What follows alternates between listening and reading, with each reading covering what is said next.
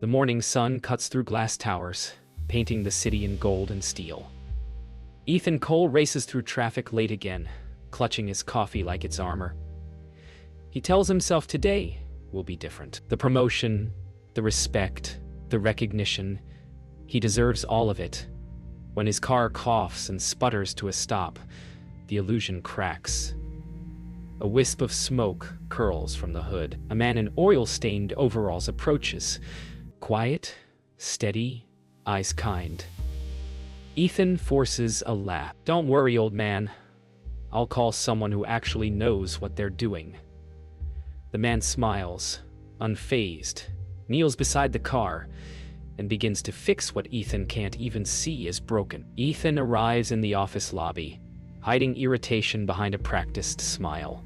His coworkers nod politely, but he sees judgment in every glance. He's late again, and appearances are everything here. He adjusts his tie in the mirror, convincing himself the morning was just bad luck. In his reflection, he catches a glimpse of Frank mopping near the entrance, the same man from the parking lot. For a second, their eyes meet. Ethan looks away first. Something about that gaze unsettles him, though he can't say why. By noon, Ethan's temper has cooled, replaced by the hunger to prove himself. He sits in the boardroom, pitching numbers, trying too hard to impress. The executives nod mechanically, their attention divided. Outside the glass wall, Frank polishes a brass nameplate, invisible to the room. Ethan talks about leadership and vision, not realizing he's surrounded by people who see right through his act. When the meeting ends, applause feels hollow. He glances outside, and Frank's calm reflection stares back at him through the glass. That afternoon, the rain starts suddenly, washing the city in silver streaks. Ethan stands by his office window, phone pressed to his ear, arguing about a delayed deal.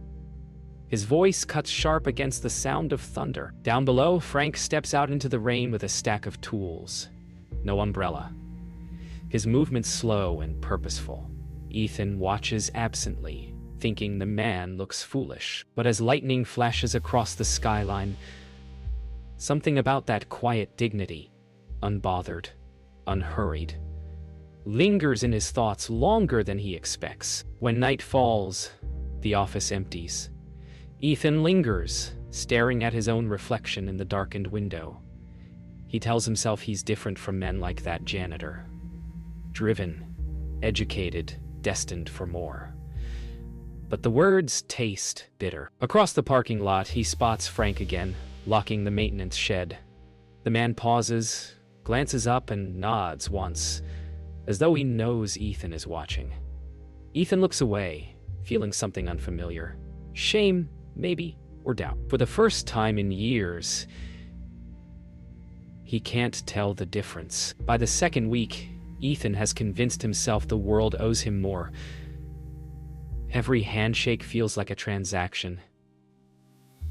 Every smile a performance. He talks louder now, laughs harder, trying to drown out the silence that follows him home. When Frank passes by with his mop cart, Ethan doesn't even look up. He's too busy polishing his own reflection in the window, mistaking shine for substance. Somewhere behind him, the faint hum of the floor buffer carries like an echo of humility he's long forgotten. At lunch, Ethan holds court at the company cafe, bragging about the clients he's landed, the suits he owns, the watch that costs more than some people's cars. He sees Lisa watching him from across the room. She doesn't smile. Her silence stings more than he'll admit. Frank walks by carrying a tray of cleaning supplies, and Ethan lowers his voice, as if the presence of the janitor might tarnish the shine of his words. The air between them hums with invisible judgment. The afternoon brings a client visit, Ethan's moment to shine. He adjusts his cufflinks 3 times before they arrive. Every gesture rehearsed, every laugh calculated. When Frank steps into the hall to change a light bulb, Ethan waves him off like clutter in the frame of his perfect scene. "Not now," he mutters. But the client, a quiet older man, glances at Frank and smiles in recognition. Ethan misses it entirely. The world keeps whispering the truth, and he keeps talking over it. Lisa catches Ethan by the elevator, her tone gentle but unflinching. "You don't have to talk down to people to stand tall," she says. He laughs it off, pretending not to care, but her words cling to him like dust he can't brush away. The elevator doors close, and he sees his reflection multiply in the mirrored panels, 100 versions of himself, none of them real. Down below, Frank pushes his cart past the open lobby, and for a heartbeat, their reflections overlap again. That night, Ethan leaves the building late again. The office feels hollow without noise to hide behind. In the parking lot, Frank stands beside a flickering lamppost, closing a maintenance report. Ethan hesitates, keys in hand, unsure whether to acknowledge him. Pride wins, as it always does. He drives past without a word, tires hissing through puddles. In his rearview mirror, he catches a final glimpse of Frank. Standing alone in the pale orange light, a man who seems to see everything. The day of the big pitch arrives.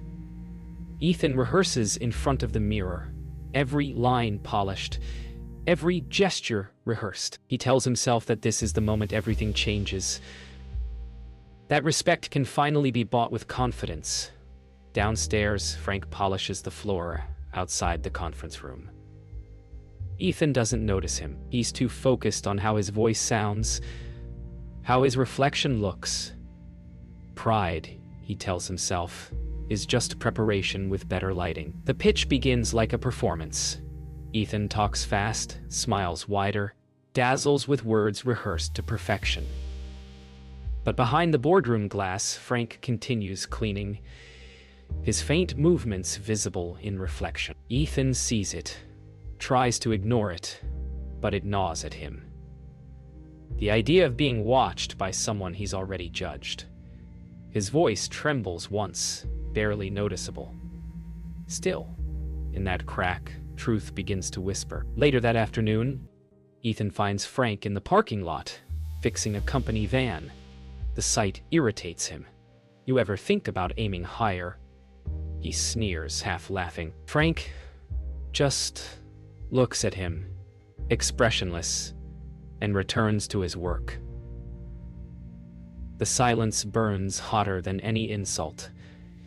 Ethan turns away, but for the first time, his laughter feels hollow, like applause after a bad play. He walks off, unaware that his words have revealed far more about him than they ever could about the man he mocked. Lisa's patience finally breaks. She corners Ethan after a meeting, her voice low but cutting. "You talk about leadership," she says, "but all you lead is your own ego." He freezes, stunned by the clarity in her words. For the first time, the room feels smaller, airtighter. In the corner, Frank empties a trash bin, quiet as always, but somehow the space seems to bend around him, as if his silence holds more weight than Ethan's entire speech. That night, Ethan drinks alone at his desk. The city outside glows with the kind of light that feels expensive but cold. He replays the day, Lisa's words, Frank's silence, the hollow applause from the pitch. The pieces don't fit anymore. Pride doesn't fill him, it cages him. Down in the service corridor, Frank finishes mopping the last hallway, humming softly to himself. Two men. The same building, different truths. One chasing meaning, the other already found it. Monday morning arrives with a strange stillness.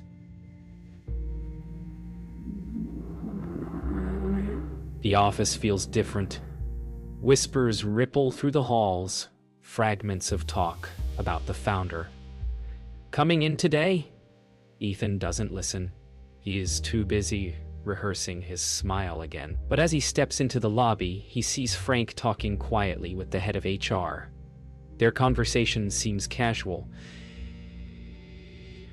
yet something about the respect in her eyes unsettles him. For the first time, Ethan notices that when Frank speaks, People listen. During the team meeting, Ethan brags about his pitch numbers again, expecting praise. But the executives seem distracted, waiting for someone. When the door opens and Frank steps in, carrying a clipboard, dressed the same as ever, everyone straightens unconsciously. Ethan laughs to break the tension. "Did someone call maintenance?" he jokes. The silence that follows feels heavier than the air itself. Frank only smiles, setting a folder on the table, and leaves without a word. That evening, Ethan lingers near the elevator and overhears a conversation he's not meant to. A senior manager mentions Mr. Morano's review of leadership performance. The name hits him like static. Morano! He's sure he's misheard. But as the elevator doors close, his reflection catches in the brushed steel. Haunted, uncertain. He tries to laugh it off. But the sound feels smaller now. The walls of glass and steel don't flatter him anymore. They stare back. Lisa finds Ethan pacing near his desk, his usual confidence replaced by a twitching unease.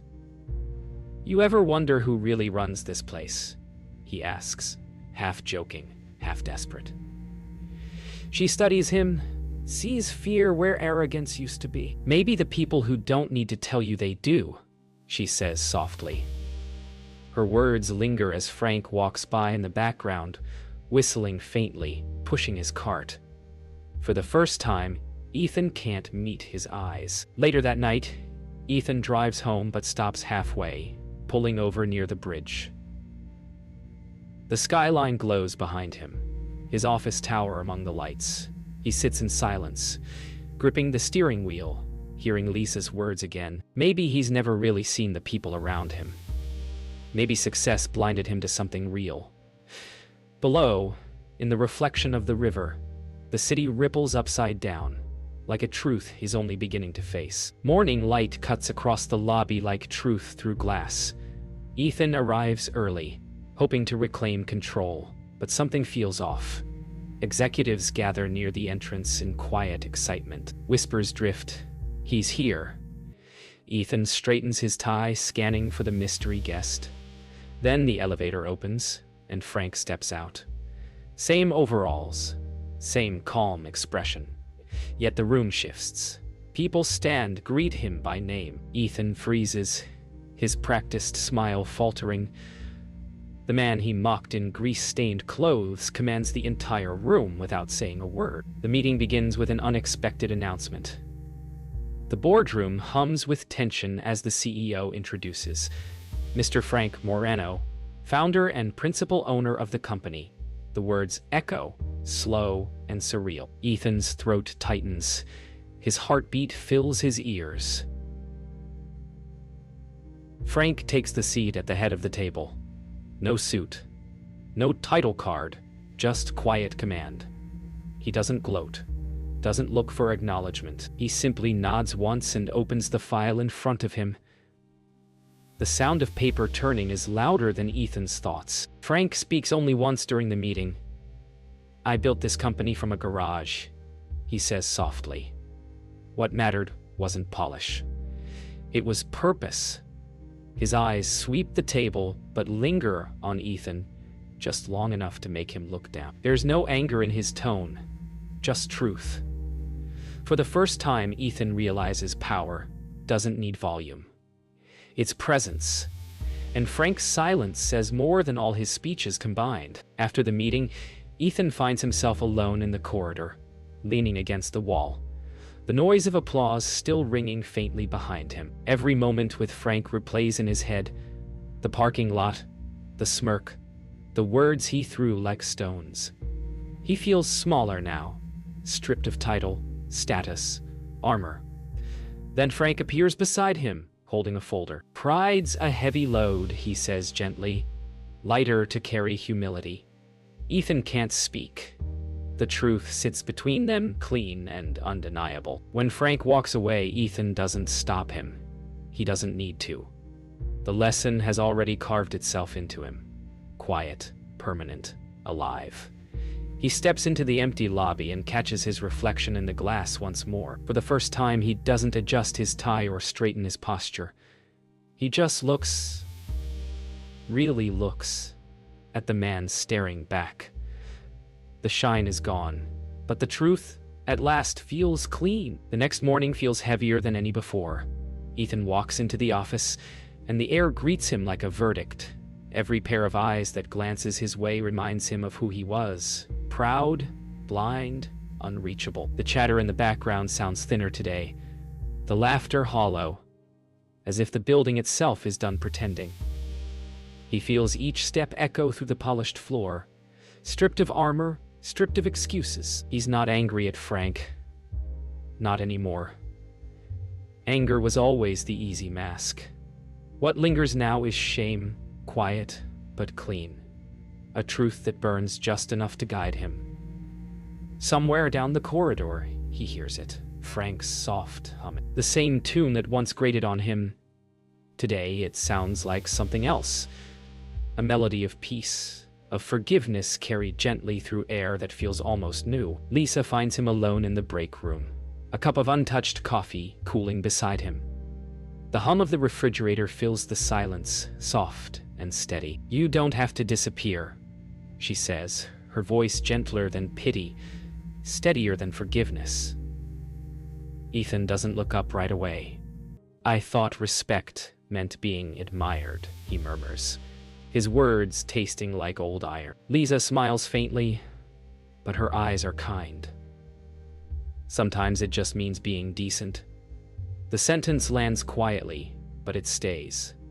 For a long moment, neither of them moves. The stillness is heavy, but healing. Ethan nods once, almost imperceptibly, the weight of realization pressing through his chest. For the first time in a long while, he listens, not to reply, not to defend, but to understand. His silence, for once, feels alive. It feels like the beginning of something honest. By afternoon, Ethan gathers enough courage to find Frank. His steps lead him down corridors he never noticed before, walls lined with forgotten tools and the faint scent of oil. In the maintenance bay, he stops at the door. Frank is there, sorting wrenches, humming the same tune. "I owe you an apology," Ethan says quietly. Frank looks up, his smile easy, unguarded. "You don't owe me anything," he says. "You just needed to see." The simplicity of it hits harder than any reprimand could. There's no lecture, no bitterness, only truth laid bare in a few words.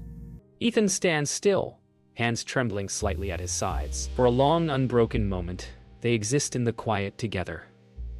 The rhythmic hum of machines filling the air, steady as a heartbeat. Forgiveness, he realizes, doesn't have to be spoken loudly. Sometimes it's just felt. Later that day, Frank walks Ethan to the elevator. Neither speaks for a while. The air hums with the weight of words unspoken. "Everyone falls," Frank finally says, "but not everyone learns." Ethan nods, throat tightening. "I'm trying," he whispers. Frank gives a small smile, the kind that says he already knows. When the elevator doors open, Ethan steps inside, hesitating for a heartbeat. Frank lifts a hand, a small, familiar wave. Ethan returns it. The gesture slow but sure. The doors begin to close, reflecting both men in steel and light. It feels like an ending and a beginning all at once. The past closing, the future waiting, and somewhere in between, a quiet grace that lingers. That night, Ethan finds himself back on the bridge. The same spot where pride once felt like armor. The city hums beneath him. Quieter, softer, more human. He leans against the railing and lets the night wind carry the memory of the day. He thinks of Frank's steady patience, Lisa's kindness, and the hollow sound of his own old laughter. He's not chasing redemption anymore. He's learning to live it, one truth at a time. The lights shimmer across the water, bending with the current like memories untangling themselves. He doesn't feel smaller now.